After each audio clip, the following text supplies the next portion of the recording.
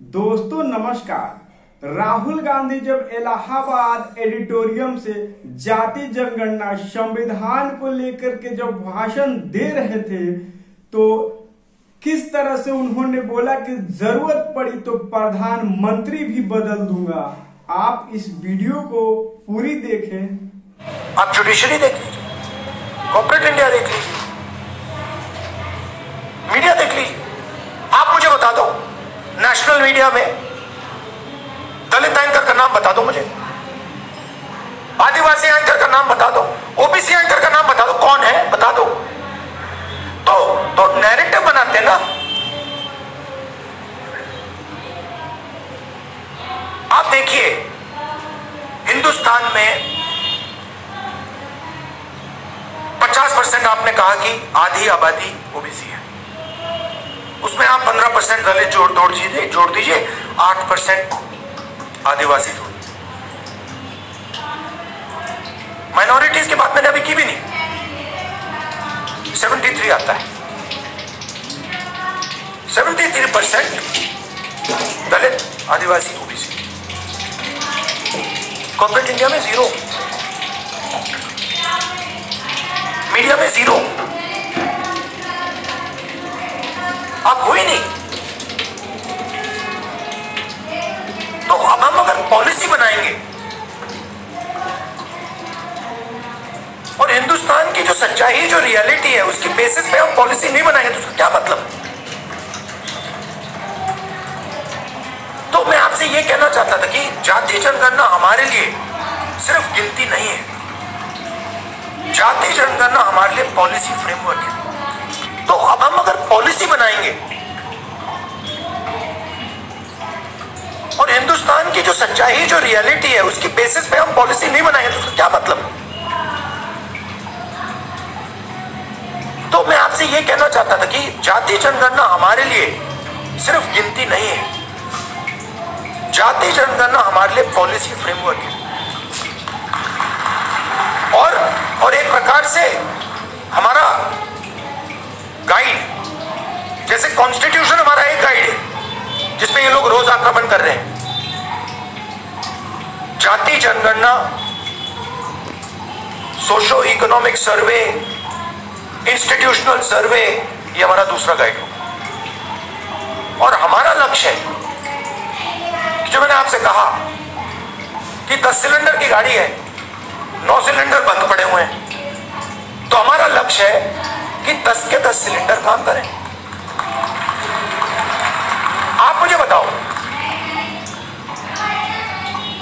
पूरा का पूरा बैंकिंग सिस्टम, पूरा का पूरा बैंकिंग सिस्टम, नरेंद्र मोदी ने 16 लाख करोड़ रुपए 25 लोगों का कर्जा माफ किया। 16 लाख करोड़ रुपया।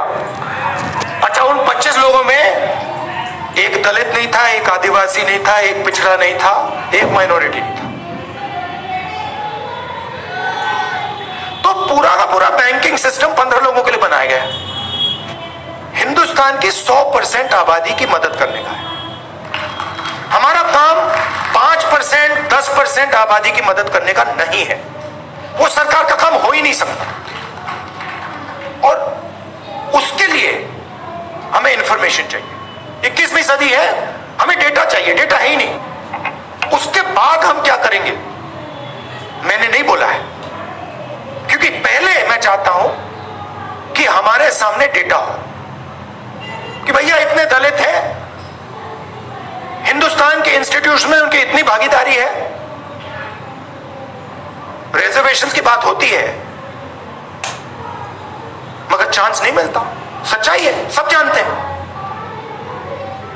उल्टा हो जाता है, लैटरल एंट्री हो जाती है, लैटरल एंट्री हो जाती है। मैं आपको गारंटी देता हूं, लैटरल एंट्री में आपको 90% का कोई नहीं मिलने वाला।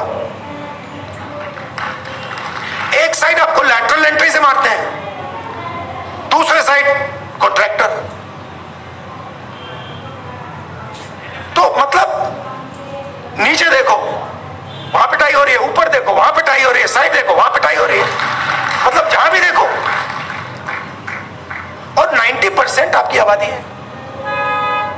अब अगर आपकी 10% होती तो कोई कह सकता हाँ भैया 10% आबादी है ठीक है, बट 90% आबादी आपके बिना देश ही नहीं चल सकता। और फिर मीडिया में आपको दिखेगा भैया, एक पहले क्या होगा, वो बॉलीवुड की बात करेंगे, वहां पे डांस गाना दिखेगा, उसमें भी आपको कोई 90% का नहीं मिलने वाला, कोई नहीं मिलेगा। मैंने चेक किया भाई, मैंने लिस्ट निकाली है, इंडिया की लिस्ट निकाली मैंने कहा देखता हूं,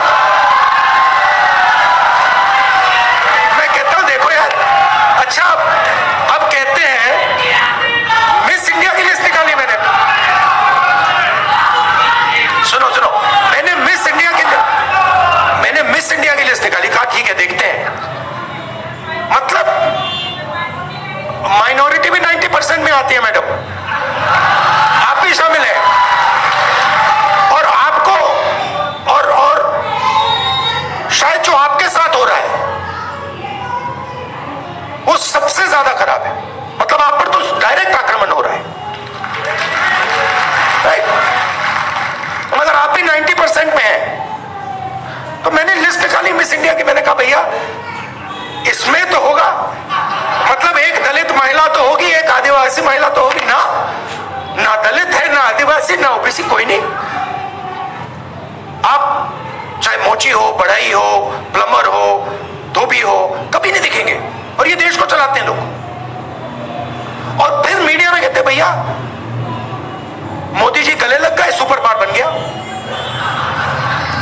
कभी वो यूक्रेन भागेंगे, कभी रूस भागेंगे, वो कभी गले लगेंगे, और फिर भैया सुपर पावर बन गया, मतलब कैसे बन गया, 90% शामिल ही नहीं उसमें, बेरोजगार है, भूख लग रही है, तो पूरा का पूरा मतलब डिस्कशन वही 10-15 लोगों में होता है, वही एंकर है, वही एक्सपर्ट है, वो 5-6 लोग हैं, वही बोलते रहते हैं एक दूसरे से, और बाकी हिंदुस्तान देखता रहता है। इसलिए ऐसे डिस्कशन बहुत जरूरी है कि भाई 90% क्या सोच रहा है, क्या हो रहा है, क्या इश्यूज हैं, क्या मुद्दे हैं। मैं कह रहा हूं जाति जनगणना करना है, एक्सरे करना है, सारी मीडिया वाले कह रहे हैं नहीं करना है, क्यों नहीं करना है, मतलब हमने उसके बाद एक शब्द नहीं बोला क्या करेंगे, हमने सिर्फ ये बोला कि भैया हमें डेटा चाहिए, दलित कितने हैं, आदिवासी कितने हैं, माइनॉरिटीज कितने हैं, जनरल कास्ट के लोग कितने हैं, गरीब जनरल कास्ट के लोग कितने हैं, और कौन सी संस्थाओं में बैठे हैं, बिजनेस में कितने हैं, बॉलीवुड में कितने हैं, मिस इंडिया में कितने हैं, बस हम पता लगाना चाह रहे हैं। सारे के सारे मीडिया वाले, मोदी जी कहते हैं नहीं भैया पता नहीं लगाओ, देश को बांट रहे हो। भाई 90% की हम बात कर रहे हैं, आप कह रहे हो देश को बांट रहे हैं, कैसे देश को बांट रहे हैं, मतलब हम सिर्फ ये कह रहे हैं कि भैया 90% लोगों के पास भागीदारी है, हाँ या ना चेक करो, कहते नहीं देश को बांट रहे हो। जो भी संस्थाएं हैं, इलेक्शन कमीशन हो, मीडिया हो, फ्री मीडिया हो, जुडिशरी हो, ये सारी की सारी संस्थाएं कहां से आई, ये इधर से आई। आप इसको मिटा दो तो हिंदुस्तान में एक संस्था नहीं बचेगी, कोई इलेक्शन कमीशन नहीं बचेगा, कोई रिजर्वेशन नहीं बचेगा। जो आपने कहा कि कॉन्स्टिट्यूशन से फायदा मिला, वो 5-10 साल में सब खत्म हो जाएगा। तो जाति जनगणना जो है वो इसको मजबूत करने का काम है, ये आप समझिए। कॉन्स्टिट्यूशन की रक्षा हम कर रहे हैं जाति जनगणना के थ्रू। क्यों? क्योंकि इसको 10% ने नहीं बनाया है, इसको 100% ने बनाया है। और मैं ये भी कहना चाहूंगा कि इसकी सबसे ज्यादा रक्षा आप लोग करते हो। इसकी रक्षा गरीब करते हैं, किसान करते हैं, मजदूर करते हैं, दलित, आदिवासी, पिछड़े लोग, गरीब जनरल कास्ट के लोग इसकी रक्षा ये करते हैं। अदानी जी इसकी रक्षा नहीं करते।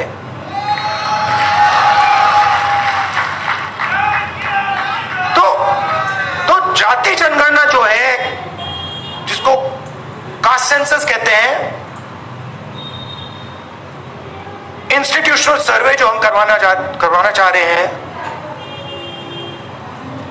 इकोनॉमिक सोशल सर्वे जो हम कराना चाह रहे हैं, वो सब इसकी रक्षा है। क्योंकि मुझे लगता है कि अगर हमने 90% को भागीदारी नहीं दी और 90% को हमने हिंदुस्तान के स्ट्रक्चर में शामिल नहीं किया, तो ये नहीं बचेगा। जैसे पहले होता था राजा महाराजा के टाइम में, जो मूड में आता था कर देते थे। वो मोदी जी मॉडल चलाने की कोशिश कर रहे हैं, महाराजा वाला, वो शहंशाह वाला मॉडल। हमने मोदी जी को ये करवा दिया।